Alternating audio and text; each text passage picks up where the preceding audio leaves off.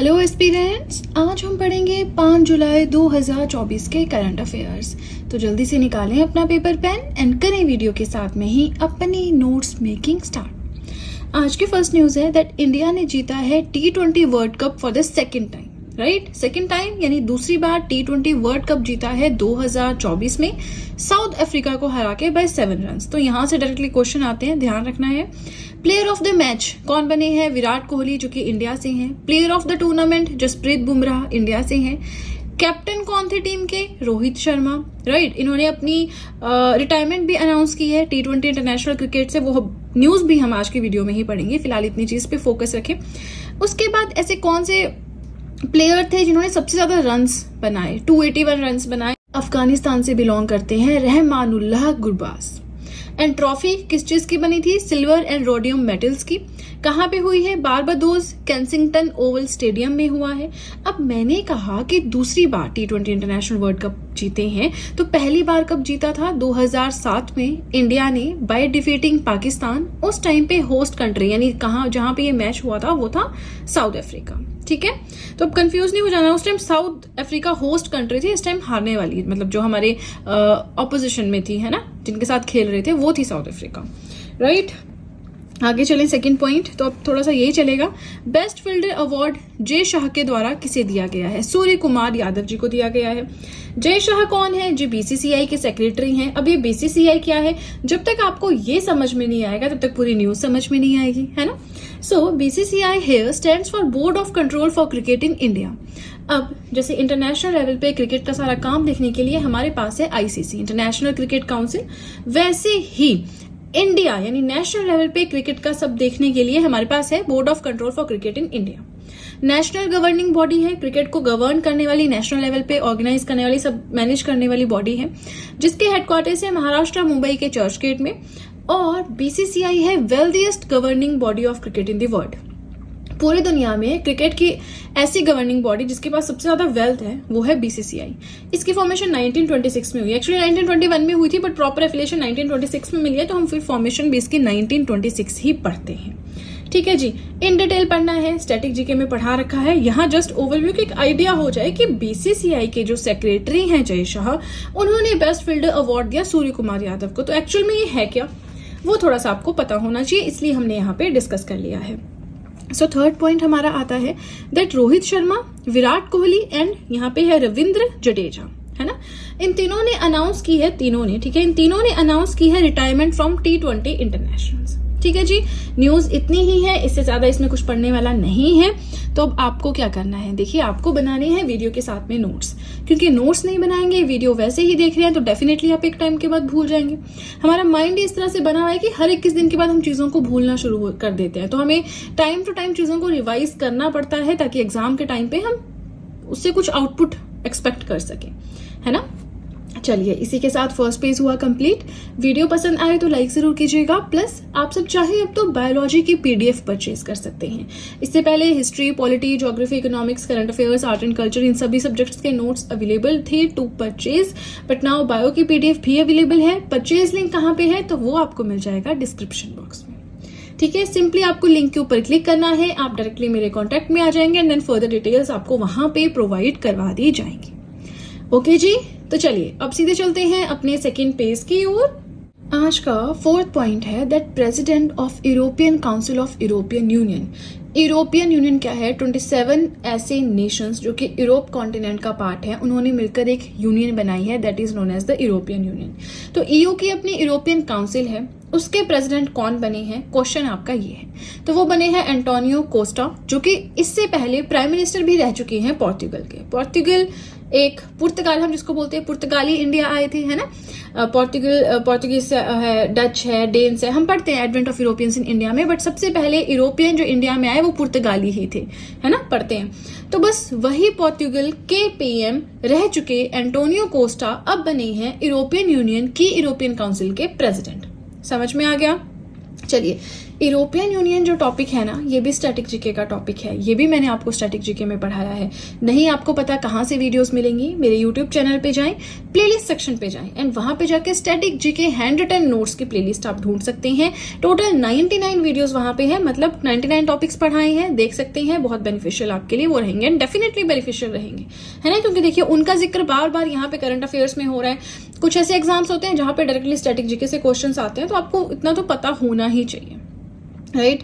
5th point हम अपना देखें, AI प्रिपेयर्डनेस इंडेक्स 2024। AI क्या है? Artificial intelligence. जैसे ह्यूमंस में नेचुरल इंटेलिजेंस होती है ना, वैसे ही जो मशीनरीज होती हैं उनमें AI इंड्यूस किया जाता है, ताकि कुछ चीजों को, जैसे कैलकुलेटर है हमारा, स्मार्टफोन बोलते हैं ना, उसमें कैलकुलेटर है, तो हम उसमें डाल दें कि 999 को अगर हम मल्टीप्लाई करें 999 से तो क्या आंसर आएगा, है ना। तो हम तो, हमारी तो नेचुरल इंटेलिजेंस है, लेकिन आर्टिफिशियल इंटेलिजेंस क्या है, उसकी एक्यूरेसी रेट 99.9% होता है, स्पीड बहुत फास्ट होती है, एक्यूरेसी हाई होती है ना। हमारे इसमें ऐसा नहीं होता। लेकिन AI को इस तरह से यूज करें कि हमने मूवीज, आपने मूवीज भी देखी होंगी बहुत सारी, जिसमें AI कैसे जो है मिसयूज कर रहा है। हम कुछ लोग होते हैं AI का मिसयूज कर रहे हैं, जिसकी वजह से वो बहुत पावरफुल हो गए हैं, दुनिया बदल गई है, सब कुछ AI पे डिपेंडेंट, इस तरह की मूवीज भी आती है ना। तो AI को कैसे अच्छे से एक लिमिट में यूज करना है ना, उसके ऊपर भी हमने काफी डिस्कशन की है। फिलहाल AI प्रिपेयर्डनेस इंडेक्स, कौन सी कंट्री AI को यूज करने के लिए प्रिपेयर्ड है, इसके हिसाब से रैंकिंग रिलीज की गई है IMF, इंटरनेशनल मॉनेटरी फंड के द्वारा। IMF भी मैंने स्टैटिक जीके में पढ़ाया है ना। 1945 में फॉर्मेशन हुई थी, वॉशिंगटन DC में इसके हेडक्वार्टर्स है ना, पढ़ा है हमने। सो ये जो AI प्रिपेयर्डनेस इंडेक्स है, जो कि IMF के द्वारा रिलीज किया गया, इसमें रैंक किया गया 174 कंट्रीज को, पूरी दुनिया की 174 कंट्रीज को रैंक किया गया on how ready they are to use AI। कौन सी कंट्री कितनी टेक्नोलॉजिकली एडवांस्ड है कि वो AI को यूज कर सकती है, कितनी ज्यादा रेडी है, उसके आधार पे। अब यहाँ पे टॉप किसने किया? Singapore, Denmark, USA। इंडिया का रैंक पता होना चाहिए, 72nd है, ठीक है। 6th पॉइंट अपना देखिए सारे छोटे छोटे पॉइंट्स आएंगे ना, फटाफट से हम इन्हें कवर करेंगे। नेक्स्ट चेयरमैन SBI के कौन बनेंगे? CS सेट्टी। छला श्री निवासलू शेट्टी। अब भाई प्रोनाउंसिएशन देख लीजिएगा, है ना, हम जरा नॉर्थ इंडियन वालों के लिए नाम थोड़े टफ हो जाते हैं, तो आपने पर याद रखना, क्योंकि ऐसे क्वेश्चंस आते हैं एग्जाम में। अभी डिसाइड हो चुका है कि ये SBI के चेयरमैन बनेंगे, तो जो अभी है उनका कार्यकाल पूरा होगा, उसके बाद फिर ये आएंगे।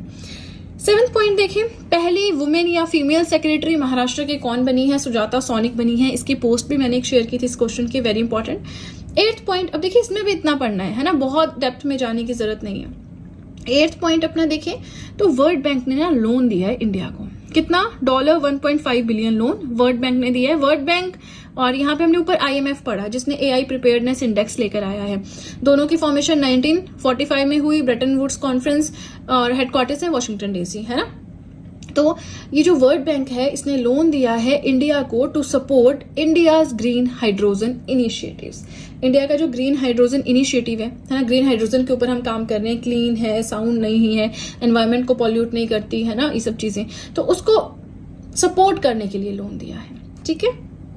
आगे चलिए 9th पॉइंट अपना देखें तो global India AI summit 2024 India में होगी, है ना। इंडिया में कहाँ पे? न्यू दिल्ली में होगी। कौन ऑर्गेनाइज करेगा? Ministry of electronics and IT यानी information technology, MEIT, to promote safe, secure and trustworthy AI।